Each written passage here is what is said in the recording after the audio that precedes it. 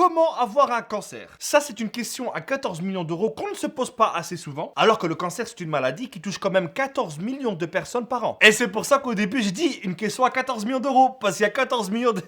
Tu vois pas, j'ai fait...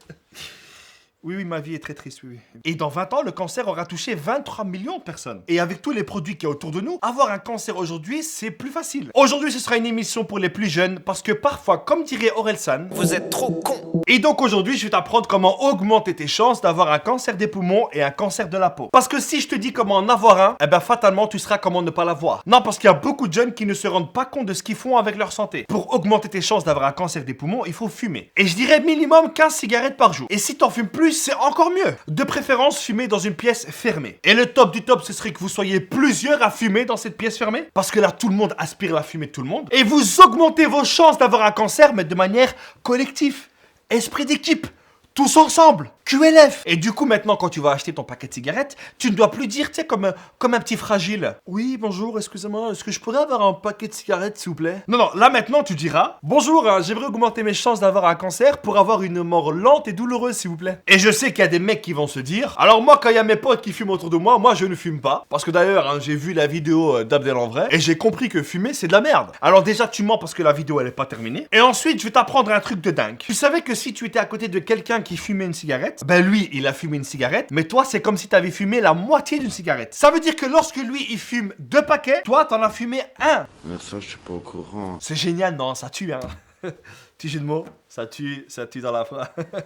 Mais oui, ma vie est nulle, mais oui! Et évidemment, il y a aussi les fameuses séances de chicha. Alors si tu veux augmenter tes chances d'avoir un cancer, la chicha c'est encore mieux que la cigarette. Idéalement, il te faudrait une séance entre 20 et 60 minutes. Et ça c'est génial, c'est comme si tu fumais 2 paquets de cigarettes en une fois. Et du coup, ceux qui ne fument pas zama la chicha, c'est comme si eux fumaient un paquet de cigarettes. Et je sais qu'il y en a qui vont dire, oui, mais la chicha c'est que des fruits avec de l'eau, c'est que de la vapeur, c'est pas nocif. Déjà lui, il faut lui couper le wifi parce que je pense qu'il regarde trop de vidéos de dégustation de tacos. Ensuite, tu l'attrapes par la lèvre. Ne me demande pas pourquoi, mais si t'attrapes un mec par la lèvre, je trouve ça quand même assez humiliant. Et là, tu lui dis, dans une chicha al-hamar, il y a 2 fois plus de nicotine qu'une cigarette, 6 fois plus de monoxyde de carbone et 46 fois plus de goudron. En gros, c'est comme si tu marchais dans la rue et tu te faisais un joint avec le sol. Maintenant, pour augmenter tes chances d'avoir un cancer de la peau, c'est pas très difficile. Déjà, pour aller plus vite, il faut avoir des grains de beauté. De préférence, plus que 40. Ne me demande pas pourquoi 40, j'en sais rien, c'est les spécialistes qui le disent. Donc, commence à les compter. Mais pour les compter, je te conseille d'être seul. Sinon, t'as vite l'air d'un fou. Ensuite, tu vas dans un pays où il y a ce qu'on appelle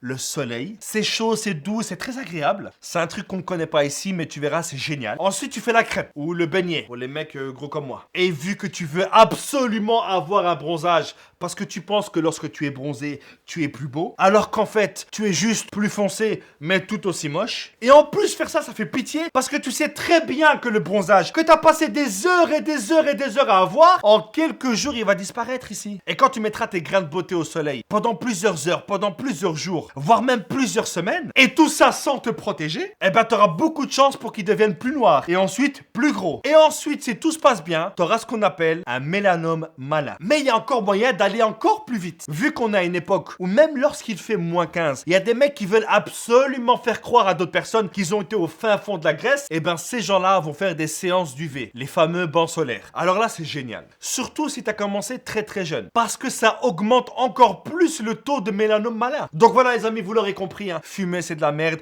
aller dans un chicha c'est de la très grosse merde. Même si tu ne fumes pas de chicha, il faut pas y aller. Lorsque tu vas à la plage, mets une crème solaire. De toute façon, un bronzage, ça ne dure pas plus d'une semaine. Et si tu as des amis à toi qui vont à la chicha ou qui passent des heures à bronzer, mentionne-les en commentaire pour qu'ils voient la vidéo. N'oubliez pas que votre santé est précieuse, alors préservez-la. Merci à tous, c'était Abdel, rendez-vous à la semaine prochaine. Peace.